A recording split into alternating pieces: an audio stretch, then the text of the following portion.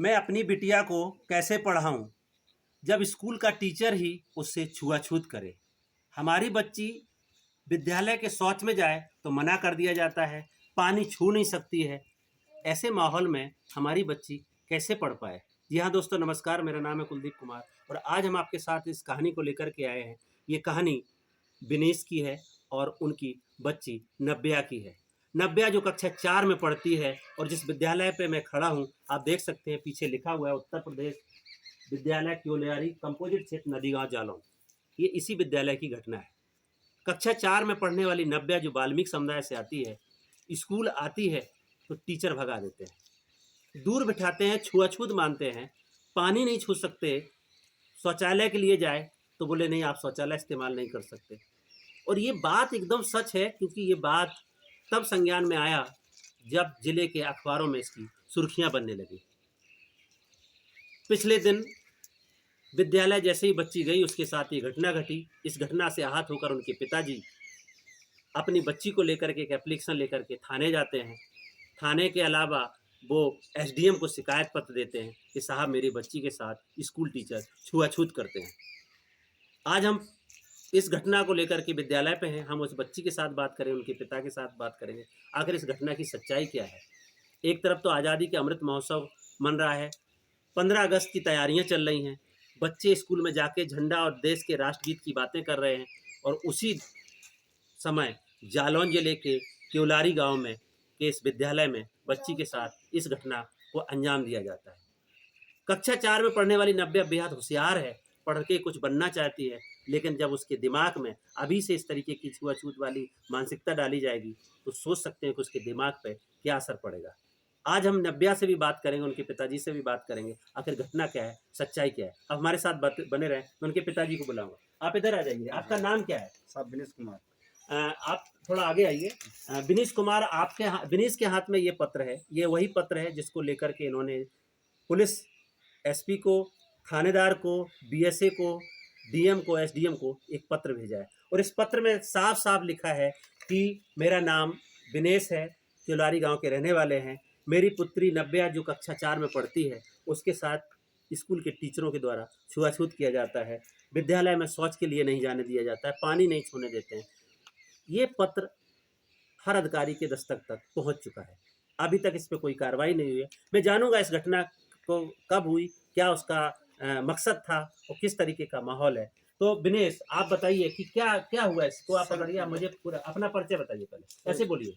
हम केलारी के रहने वाले हैं साहब। हम्म। विनेश कुमार नाम है मेरा। हम्म। मेरी बच्ची को मारते हैं ये लोग, हम्म। डांटते हैं, कुछ कुर्सी छूले तो मारते हैं, कहते हैं भागो मेहतर की लड़की है तू, और मारते हैं। बहन के इंटरवल में मारते हैं बच्ची को। सब बच्चे चले जाते हैं खाना घर खाने, कुछ खाते हैं यहीं पर खाना। ये होता है साहब। तो हम तो जिस जो घटना का आप आवेदन ये दिखा रहे हैं, इसको दिखाइए आप। हाँ सर। इस आवेदन को आपने कब दिया है और कहाँ कहाँ दिया जी है? हमने सर दिया 27 तारीख को। 27 जुलाई को। 26-27 में दिया था। ठीक है, क्यों दिया आपने, क्या हुआ जी था? दिया था कि बच्ची उस दिन क्या हुआ था वो बताइए। उस दिन बच्ची को मारा इन लोगों ने। और फिर भाई काम किया रोज वाला। तो रोज वाला काम क्या? जी सर के वो हटो दूर, तुम मेहतर की लड़की है, छू लिया और मारा उसको। तो घर गई उसकी मम्मी गई, मम्मी उसकी आई तो मम्मी ने यहाँ कही भी है कि वो आप मेहंदी लगाती हूँ इसमें, आप कुर्सी पे बैठती हूँ, एक पे दूसरी पे लात रखती हूँ। तो ये बात करी मम्मी ने, रिपोर्टिंग की और रिपोर्टिंग की जो कुछ बात हुई। हम तो सर थे नहीं, शाम के हम काम पे से आए साहब। गौशाला में हम काम करते हैं साहब, गाय करते हैं, गोबर उठाते हैं।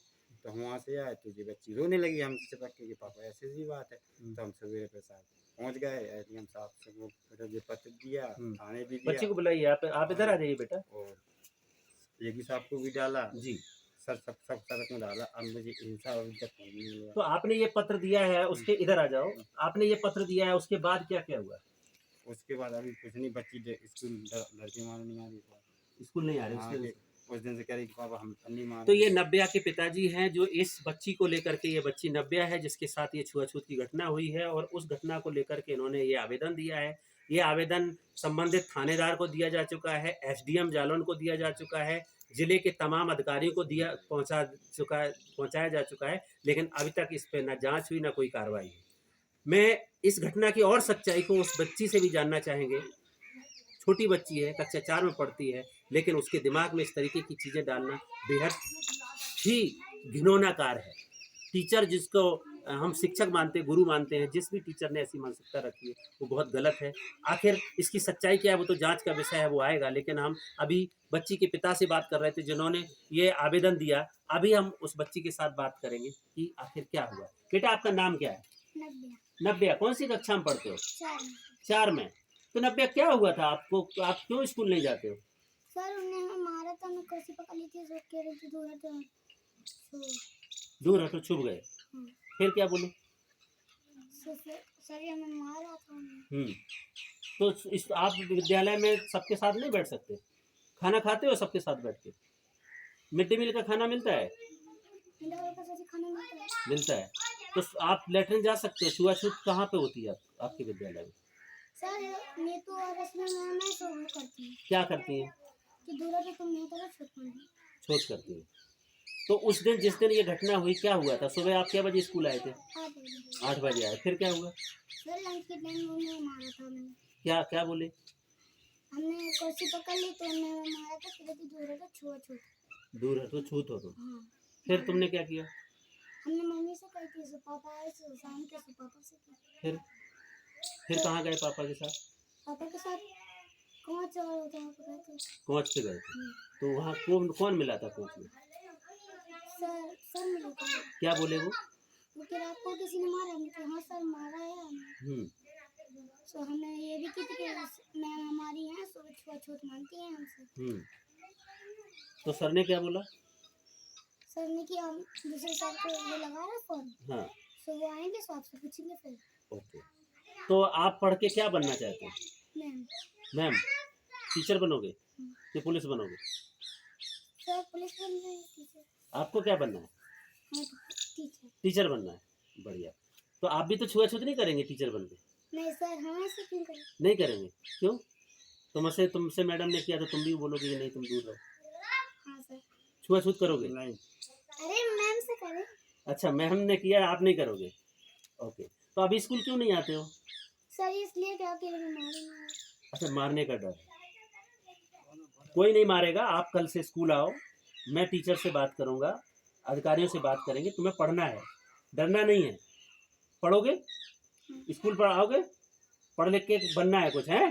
कोई छुआछूत नहीं करेगा तुमसे। ये बच्ची थोड़ा नर्वस हो गई है क्योंकि कक्षा 4 में पढ़ती है। आप सोच सकते हैं कि एक बच्ची के साथ जब इस तरीके की छुआछूत घटना होती है। मैं इस तरह की घटना को आपके सामने इसलिए दिखा रहे हैं ताकि आप जान पाएँ। मेरा मकसद नहीं था कि मैं बच्ची के साथ बात करूं, लेकिन कई बार आप लोग ये बात बोलते हैं कि ऐसा कुछ होता नहीं है, ऐसी कोई घटनाएं नहीं घटती हैं, लेकिन ये घटना सच में घटी है। और विनेश आप इधर आइए। विनेश जो ये पत्र लिए हैं, ये पत्र इस बात की गवाही देता है कि अभी भी छुआछूत भेदभाव हो रहा है। और जब पूरे देश में एक बड़ा नारा दिया जाता है बेटी बचाओ बेटी पढ़ाओ, आखिर लड़कियों के साथ इस तरीके का छुआछूत भेदभाव होगा तो कैसे बेटी पढ़ेगी और कैसे बेटी बचेगी? ये एक नब्या बेटी की कहानी है। नब्या बेटी जो पढ़ लिख करके कुछ बनना चाहती है, इसी विद्यालय में पढ़ती है, और उसके साथ जब वो विद्यालय स्कूल आती है तो उसके साथ छुआछूत होता है, उसके साथ भेदभाव होता है, और फिर उस भेदभाव को लेकर के लिखा पढ़ी भी होती है, और अब तक कोई कार्रवाई नहीं हुई। फिलहाल वो जांच का विषय है, इस पर क्या कार्रवाई हुई आप इसको पकड़िए। विनीश, आपके घर पे इस घटना के बाद कौन आया? कोई किसी ने बात किया? कोई नहीं आया, गांव के आया बोले नहीं, अभी मालूम चला है कि पुलिस हाँ इंस्पेक्टर सर, दरोगा हाँ। ने इस आवेदन को लेकर के दौरा किया है। हाँ क्या सर, बात हुई उससे? दिन ने जो कही कि सर क्या हो गया था, हमने साहब ऐसी जो बात ठीक है, बोल लड़की को बचपन मानते हैं, कुर्सी छू लेते तो मारते हैं, कहते हैं तो मेहतर की लड़की है, लड़की के बयान ला, लड़की ने भी यही बात करी और बस लिख के चले गए। लिख के चले गए। तो आपकी अभी क्या मांग है? आपको बहुत सारे लोग आपकी घटना को देख रहे हैं, और मैं आपको, ये लड़की के पिता हैं विनेश, लड़की की बात भी आपने सुनी, घटना सच है। गांव के और तमाम लोग और स्कूल के बच्चों ने भी ये बात बोली। अधिकारी जांच का रास्ता अपना रहे हैं, जांच होगी तब मामला सामने आएगा। लेकिन जो बच्ची ने बोला है, जो उनके पिता बोल रहे हैं, आखिर एक दलित बच्ची के साथ इस तरीके की छुआछूत भेदभाव कब तक होता रहेगा? हम तो आज़ादी के 75 साल के अमृतकाल के भारत में जी रहे हैं, जहाँ भारत के संविधान अभी ठीक आज के 15 दिन बाद हम देश में फिर से स्वतंत्रता दिवस का झंडा फहराएंगे, राष्ट्रगान होंगे, भारत के संविधान की प्रस्तावनाएं पढ़ी जाएंगी, समता स्वतंत्रता बंधुता की बातें होंगी, लेकिन हमारे बच्चों के साथ अभी भी छुआछूत और भेदभाव होगा। आखिर इस तरीके के छुआछूत भेदभाव की घटनाएं कब रुकेंगी? अधिकारियों को इस पर विशेष संज्ञान लेना पड़ेगा। मैंने एक वीडियो पिछले बार अपलोड किया था, तमाम लोगों ने सवाल किया था कि नहीं आप कैसे कह रहे हैं कि छुआछूत भेदभाव होता है, और उसके ठीक एक हफ्ते बाद ये घटना सामने आती है।